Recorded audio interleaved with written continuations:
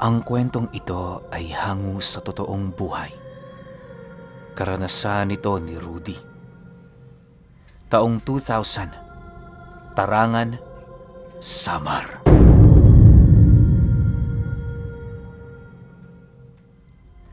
Itong mga panahong ito, merong nililigawang babae itong si Rudy sa kanilang baryo. Dahil sa may kalapitan lang ang tahanan nito sa kanila, kaya na may halos araw-araw palagi niya yung nakikita. Maganda naman ang babaeng yon. Mabait ang ina nito. Subalit yung ama, animoy galit sa tao. Ilang beses na din niya yung kinausap para makipaglapit pero lahat ng kanyang pakikisama palagi nitong binabaliwala. Bukang bibig ng ama ng dalagang yon, wala siya doong makukuhang suporta. Sa loob ng halos 5 buwang panliligaw ni Rudy, tanging ang ama na lamang nito ang tutol. Yung anak nito, patago na ding nakikipagkita sa kanya dahil sa kanilang sikretong relasyon. Bagaman ayaw nila ng ganoong sitwasyon, wala silang pagpipilian sa kadahilanang mas mainam na umiwas na lang muna sila sa gulo. Ilang beses na din niyang tinanong ang dalaga pero maging ito man ay walang kaide-ideya kung bakit nagagalit ang ama nito sa kanya. Isang gabi, habang kumakain ng hapunan ang pamilya ni Rudy, dumating ang lolo nitong nakatira sa kanilang bukid. Marami yung dalang prutas at gulay na siya namang labis na ipinagpasalamat ng kanilang pamilya. Upang maramdaman ng kanyang lolo ang kanilang mainit na pagtanggap, agad naman nila itong niyayang kumain. Hindi naman nakatanggi ang matanda, lalo pat hindi pa naman yon naghahapunan. Habang nagsasalo-salo ang buong pamilya, doon nabanggit ni Rudy ang tungkol sa ama ng kasintahan niya. Nagbabakasakali kasi itong baka may alam ang lolo niya, lalo pat isa yung manggagamot sa kanilang lugar. Nang marinig naman ito ang kanyang sinabi, tumawa lang naman yon habang sumasagot sa kanya ng, Ay, si Erning ba? Huwag mong pansinin yun. Sadyang may galit lang yan sa akin. Alam mo kasi Apo, yung maestro niya natalo ko sa duelo. Noong bata pa yan, talagang may pagnanasa na yang patayin ako. Harap-harapan niya ding inilahad sa akin, kailan may hindi maaalis ang kanyang galit sa pamilya natin. Pero mabait na tao yan. Balita ko nga, siya din na nagtangan sa kabuang karunungan ng yumao niyang maestro. Nang marinig naman ni Rudy ang salaysay ng kanyang lolo, doon na niya naunawaan ang lahat-lahat. Para sa kanya, may punto ang lahat ng katagang inilahad nito. Dahil sa kanyang mga nalaman, maigi niyang pinag-isipan kung papaano niya makukuha ang loob ng ama ng karelasyon niya. Makalipas lamang ang 3 araw ng kanilang trabaho, nagdesisyon siyang muling bumisita sa tahanan nito. Hindi pa man siya nakakapasok sa entradang pinto ng bakuran, agad naman siyang hinarang ng ama ng dalaga. Bungad na tanong nito sa kanya, ano ang kailangan niya roon? Sino ang nagbigay ng pahintulot sa kanyang tumungo roon at kung ano-ano pang tanong?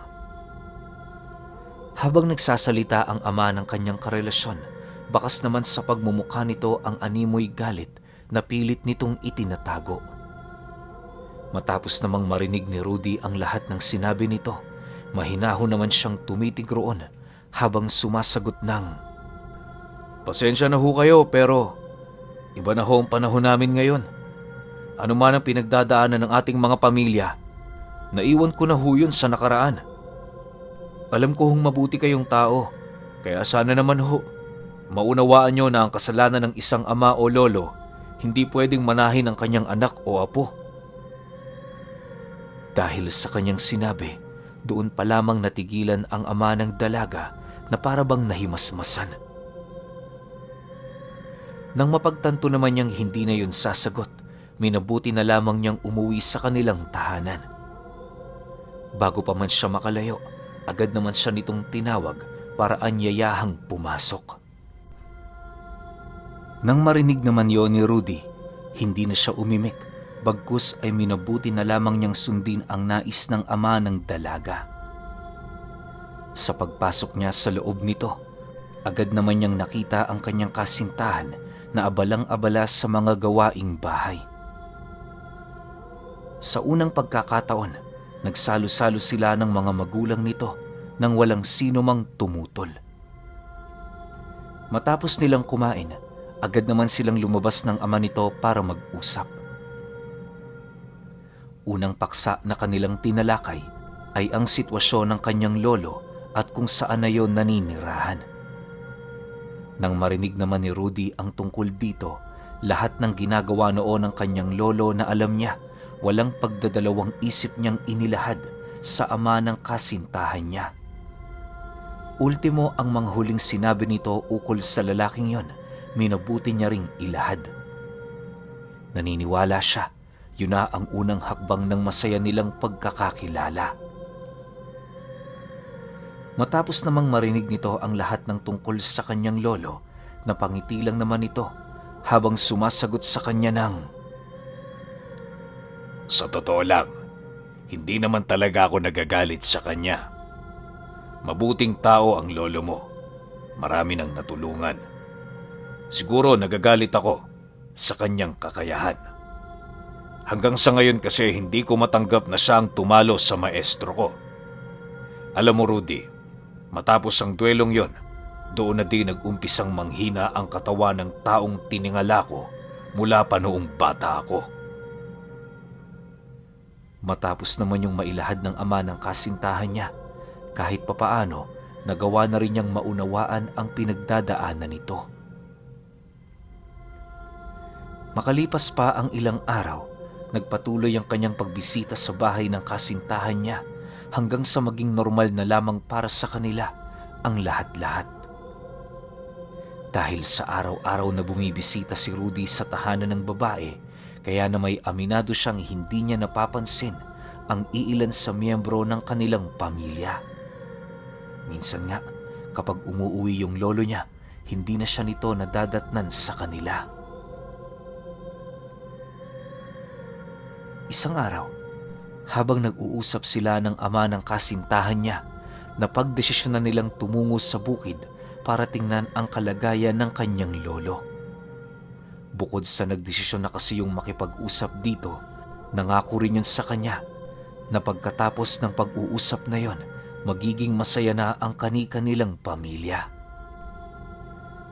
Sa pagdating nila sa bukid, agad naman nilang napansin na tila bang wala roon ang lolo niya. Paglapit nila sa kubo nito, laking gulat na lamang ni Rudy nang makarinig siya ng taong umuungol sa loob.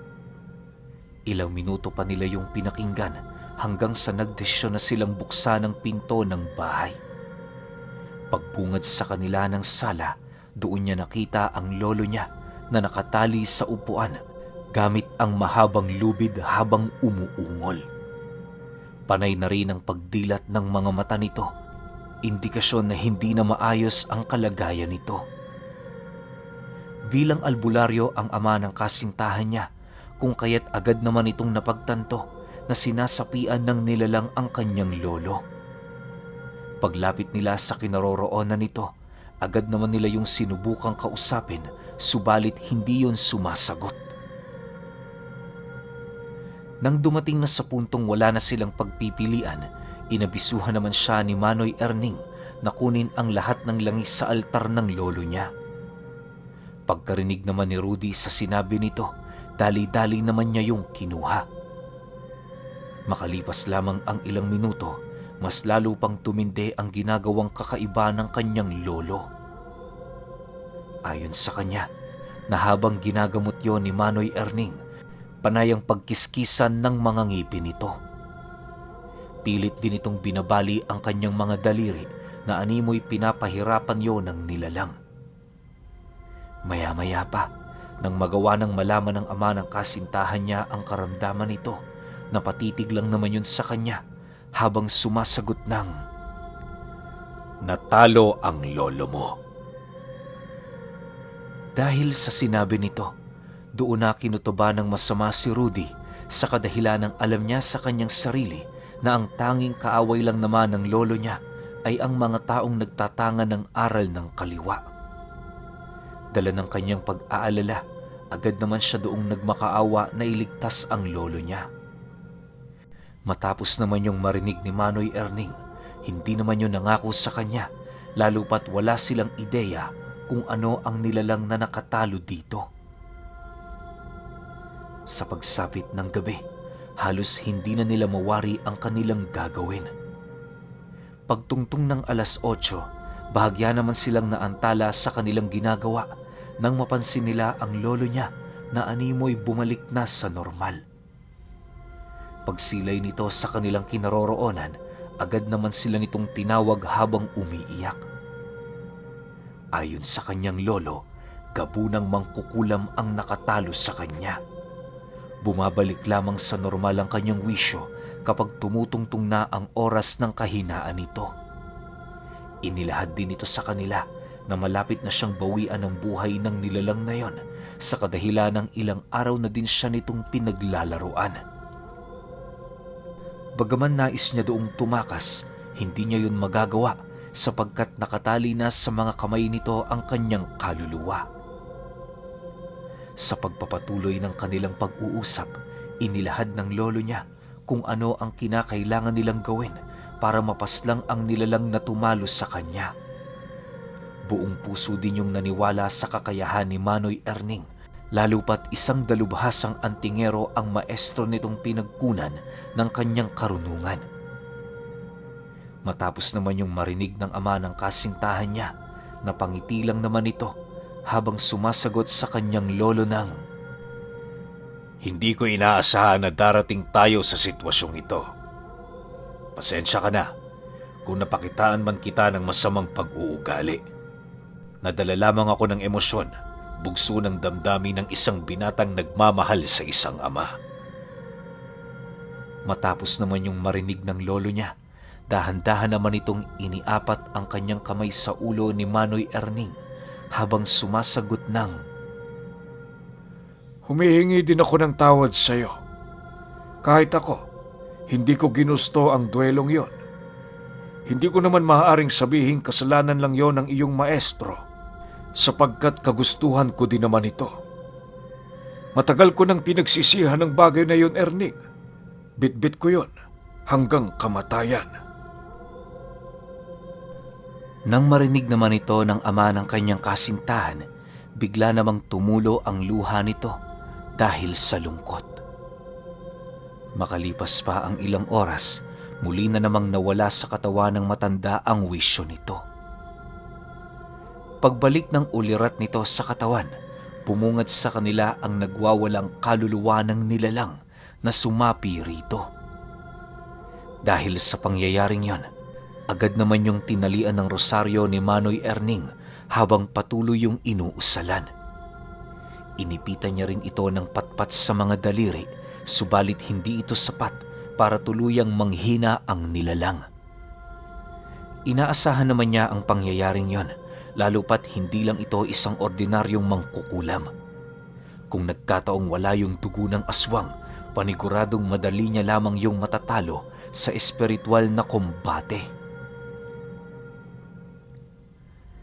Sa pagpapatuloy ng kanyang pag-uusal, panay lang naman ang pagtawa nito sa kanya na para bang hindi yun naaapektuhan sa mga aral na kanyang tinatangan. Makalipas pa ang ilang minuto, nang magkaroon na si Manoy Erning ng pagkakataon para magsambit ng proteksyon ng sator, agad naman niya yung iniihip sa katawan ng matanda. Paglapat ng usal sa katawan nito, bigla namang naglaho ang nilalang na nakasapi rito. Dahil sa pangyayari, labis naman siyang nagulat sa kadahilan ng kitang-kita niya na hindi na humihinga ang katawan ng lolo niya. Dala ng kanyang pag-aalala, agad naman niyang tinanong si Manoy Erning kung buhay pa ba ito. Nang marinig naman siya ng ama ng kanyang kasintahan, inilahad nito sa kanya na maaaring hindi pa nakakabalik ang kaluluwa nito sa katawan. Inabisuhan din siya ni Manoy Erning na wala silang dapat ipag-alala gawa ng isang kalahating araw pa ang itatagal ng katawang yon bago yun tuluyang mamatay dahil sa kawalan ng kaluluwa. Sa loob ng mga natitirang oras, kinakailangan nilang mahanap ang wisyo ng lolo niya. Sa paglalim pa ng gabi, minabuti nilang ipagpabukas na lamang ang paghahanap sa gabunan. Mas papabor kasi dito kung susugurin nila yon ng gabi, lalo pat naghahari yon sa mga oras ng kadiliman. Habang nagpapahinga sila sa tabi ng katawan ng lolo niya, panay naman ang kanilang pag-uusap ukol sa nakaraan nito. Ayon kay Manoy Erning, maaaring kaya nadakip ang kanyang lolo gawa ng masyado nang humihina ang kakayahan at lakas nito. Kung ikukumpara ang lakas nito noong bata pa, masyado nang malayo ang pagitan. Kahit anong lakas ng lihim na karunungan ng isang tao, kung mahina na din ang katawan nito, madali na lamang yung matatalo sa anumang uri ng laban. Dagdag pa ni Manoy Erning, hindi sa lahat ng antingero akma ang ganoong sitwasyon. May iilan sa kanilang mga kauri na habang tumatanda, mas lalo ring lumalakas ang kanilang mga kakayahan. Bibihira lamang ang ganoong albularyo sa kadahilan ng kadalasan sa mga ito, merong gabay na anghel. Yon ang nagsisilbi nilang susi upang hindi sila basta-bastang madaig ng katandaan. Makalipas pa ang 2 oras, habang nagpapahinga silang dalawa, bigla naman siyang napabalikwas sa kanyang hinihigaan nang bigla siyang gisingin ni Manoy Erning. Pagmulat ng kanyang mga mata, nasipat niya ang tatay ng kasintahan niya na merong tabak at sulong hawak. Seryoso din itong nakatitig sa kanya na animoy merong nangyayaring kakaiba sa lugar na yon. Maya-maya pa, laking gulat na lamang niya nang makarinig siya ng kakaibang tunog sa labas. Sa pagkakatanda ni Rudy, parang huni ng kikik ang kanyang naririnig. Alam niya ring napakalapit lang nito sa kanila, gawa ng napakalakas ng nililikha nitong huni. Dahil sa mga nangyari, agad naman siyang inabisuhan ni Manoy na bantayan ang katawan ng lolo niya. Masyadong nanganganib kasi ang katawan nito, lalo pat wala doong espiritong maaaring magprotekta. Malawayan lang yon ang aswang, paniguradong hindi na yon aabuti ng sikat ng araw. Bago siya tuluyang iwan ng ama ng kasintahan niya, sinigurado nitong walang kahit isang maliit na siwang sa kinaroroonan nila. Sa pagdating ng puntong wala naman yung nakitang butas sa paligid, agad naman yung tumungo sa pintuan ng kubo para magmasid. Habang nakikiramdam sila, unti-unti namang pinapatay ni Manoy Erning ang 2 sulong na kasindi. Nang mabalot na sila ng kadiliman, doon ito nasilayan ang isang malakambing na nilalang na unti-unting lumalapit sa kubo. Paglalarawan dito ng ama ng kanyang kasintahan, wala yung sungay at marami yung mga galamay na humahaba. Matatalas din ang mga balahibo nito na animoy gawa sa buto ng hayop. Ang labis pa nila doong ikinabahala ay ang masipat nila ang daladalang kariton ng nilalang na naglalaman ng mga boteng kulay itim. Halos ilang beses siyang umikot sa kubo ng lolo niya hanggang sa dumating ang puntong bigla na lamang yung tumalon patungo sa ibabaw ng bubong.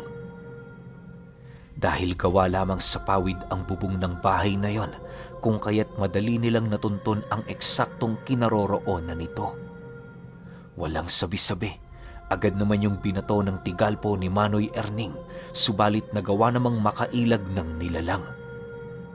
Pagkalapag nito sa lupa, mabilisan naman yung umikot sa kubo habang mariing naghahanap ng butas na mapapasukan. Pagsilay nito sa isang maliit na siwang sa pinto, agad naman yung nag-anyong usok at kasabay nito ang paglitaw nito sa harapan nilang dalawa. Dahil sa nag-anyong tao na ang nilalang na yon, kung kaya't hindi naman gaanong nakakaramdam ng takot itong si Rudy nang makita ito. Habang nakatayo sa kanilang harapan ng gabunan, wala naman silang ibang ginawa kundi ang makiramdam. Hindi rin hinangad ni Manoy Erning na unang umatake dito, gawa ng alam nito sa kanyang sarili na maaaring gawin yung basihan ng mga kauri nitong nagmamasid sa paligid para manalasa sa kanilang lugar. Makalipas pa ang ilang minuto, nag-umpisa ng maglakad ang nilalang na yon papalapit sa kanila.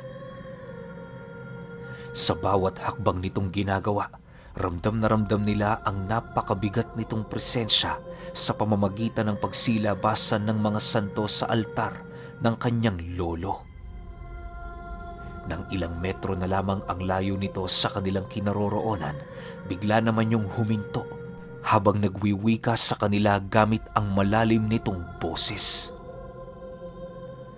Tampalasan ng matandang yan. Bakit niyo siya inililigtas? Gusto niyo rin bang sumama sa kanya? Wala na yang magandang bukas. Masyado nang mahina ang kanyang kaluluwa. Tingnan niyo ng maigi ang boteng ito. Nakikita niyo ba ang kalunos-lunos niyang estado? Matapos nitong makapagsalita, agad naman itong ipinakita sa kanila ang isang boteng kulay itim na naglalaman ng kaluluwa ng lolo niya. Pagsilay nilang may lumiliyab nga roong kulay asul na liwanag, doon nila tuluyang nasilayan ang nagmamakaawa nitong kaluluwa. Aminado naman si Manoy Erning na hindi nagsisinungaling ang nilalang na yon, sa kadahilanang kapag kaluluwa ay puwersahang inihiwalay sa katawan nitong buhay pa, magiging isa yung santelmong may kulay asul na alab. Kapag ang kaluluwa naman ay kamamatay pa lamang dahil sa aksidente o pagbibigti, meron yung kulay dilaw na liwanag. At kapag ang isang bata pang hindi na isisilang sa mundo ay nawala ng buhay, kung hindi yun nagiging tiyanak, nagiging isa yung santelmo na may kulay itim na alab. Ang ganoong uri ng santelmo, karaniwang kinakain ng mga aswang para pagkunan nila ng dagdag na lakas at kapangyarihan. Matapos yung ilahad sa kanila ng nilalang, walang pagdadalawang isip naman itong binasag ang bote, sabay lunok sa kaluluwa ng lolo ni Rudy. Dahil sa ginawa nito, kaya na may agad namang napasigaw itong si Manoy Erning, sabay bunot sa tabak na naroon sa kanyang tabi. Pagtaga niya sa nilalang na yon, bigla naman yung nakailag sa pamamagitan ng pagtalo nito patungo sa kisame ng bahay. Hindi naglaon, unti-unti na ring naging usok ang nilalang na yon hanggang sa tuluyan na itong makatagos sa mga butas ng bubong. Sa pagkawala nito, hindi na nila ninais pang yun ay sundan, gawa ng ayon sa ama ng kanyang kasintahan, napaka-imposible na para sa kanila na yun ay mahabol pa. Bukod kasi sa napakabilis nitong paggalaw, meron ding kakayahan ng gabunang yon na maglakbay sa ere. Dagdag pa ni Manoy Erning na hanggang doon na lamang ang limitasyon ng kakayahan niya. Matapos naman itong maunawaan ni Rudy, tanging paghikbi na lamang ang kanyang nagawa.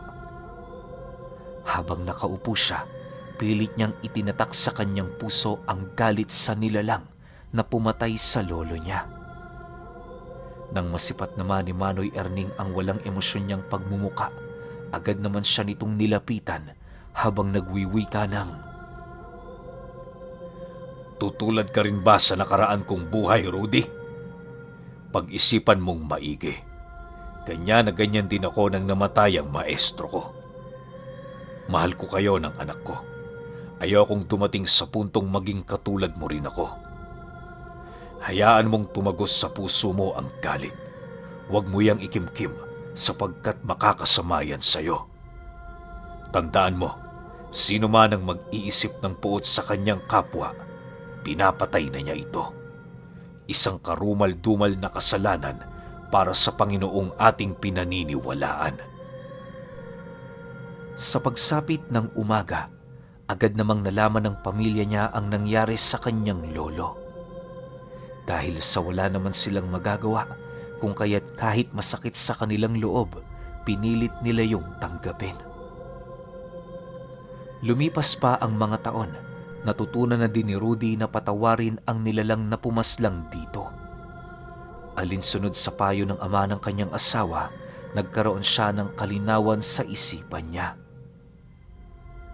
Pero ngayong matanda na siya, bitbit niya pa rin ang alaala ng lolo niya. Hinding-hindi rin niya nakalimutan ang naiwang payo sa kanya ni Manoy Erning.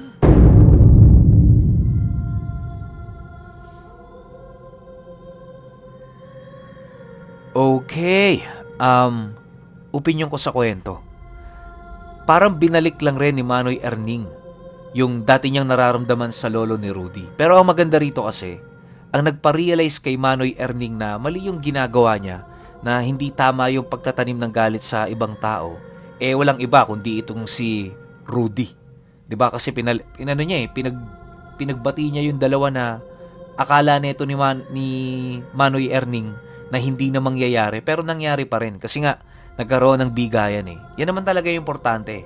Kapag meron kayong kaaway, katampuhan o kung anumang masamang loob na nararamdaman, pag-usapan nyo ng maayos, madadaan naman yun sa ganun. Kita nyo naman yung naging pagbabago ni Manoy Erning, di ba? Nawala sa kanya lahat ng galit at puot. Kaso nga lang, parang medyo huli na para dun. Kasi nga namatay yung lolo ni Rudy, natalo ng isang gabunang mangkukulam, di ba? Tindi lang nun. Pero kayo, kung may opinyon kayo sa kwentong ito, comment nyo lang sa baba. Yun lang, hanggang sa susunod na kwento. Salamat.